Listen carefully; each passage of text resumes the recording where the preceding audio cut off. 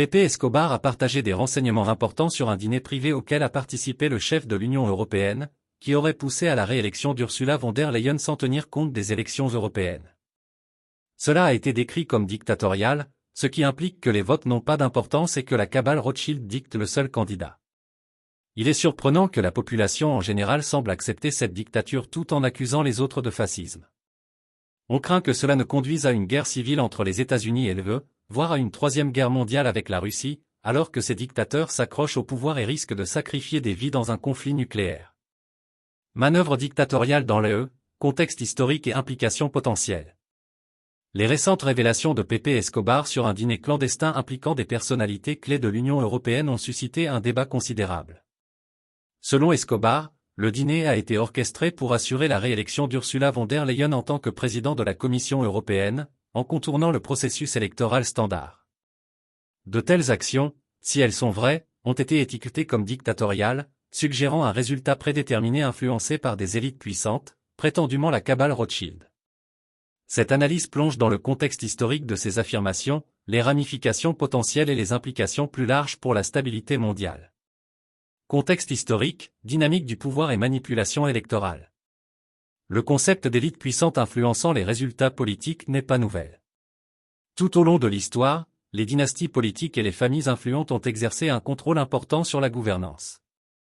La famille Rothschild, souvent au centre des théories du complot, est un symbole du pouvoir financier depuis des siècles.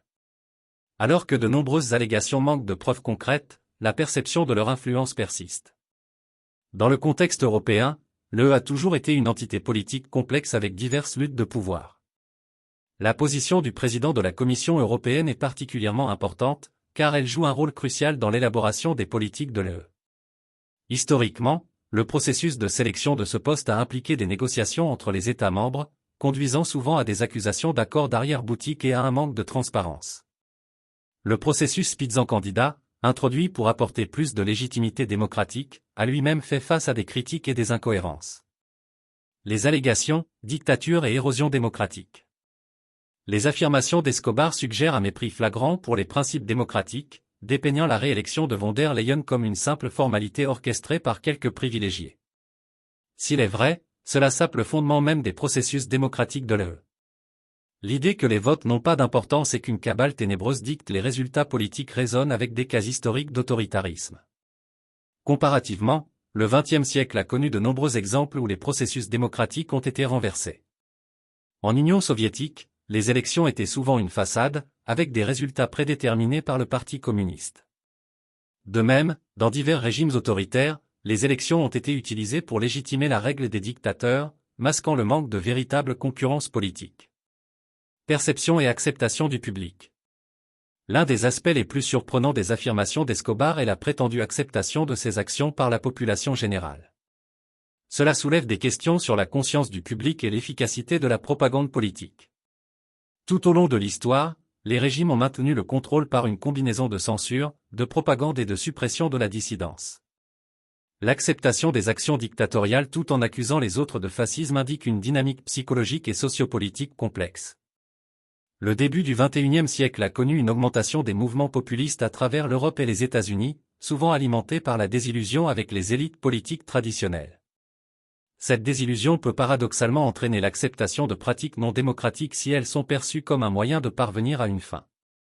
L'érosion de la confiance dans les institutions démocratiques peut créer un terrain fertile pour l'autoritarisme, comme on le voit dans divers contextes historiques. Ramifications potentielles, troubles civils et conflits mondiaux. Les conséquences potentielles de ces manœuvres antidémocratiques sont profondes. Escobar suggère la possibilité d'une guerre civile entre les États-Unis et l'UE, ou même une seconde guerre mondiale impliquant la Russie. Bien que ces scénarios puissent sembler extrêmes, ils soulignent la fragilité de la stabilité internationale. Historiquement, l'effondrement des normes démocratiques et la montée de l'autoritarisme ont souvent conduit à des conflits internes et à des conflits internationaux. L'entre-deux-guerres en Europe a vu la montée des régimes fascistes, conduisant à la Seconde Guerre mondiale. L'ère de la guerre froide a été marquée par des guerres proxy et la menace constante des conflits nucléaires entre les États-Unis et l'Union soviétique. Dans le monde interconnecté d'aujourd'hui, les enjeux sont encore plus élevés. L'UE et les États-Unis font tous deux partie intégrante du système politique et économique mondial.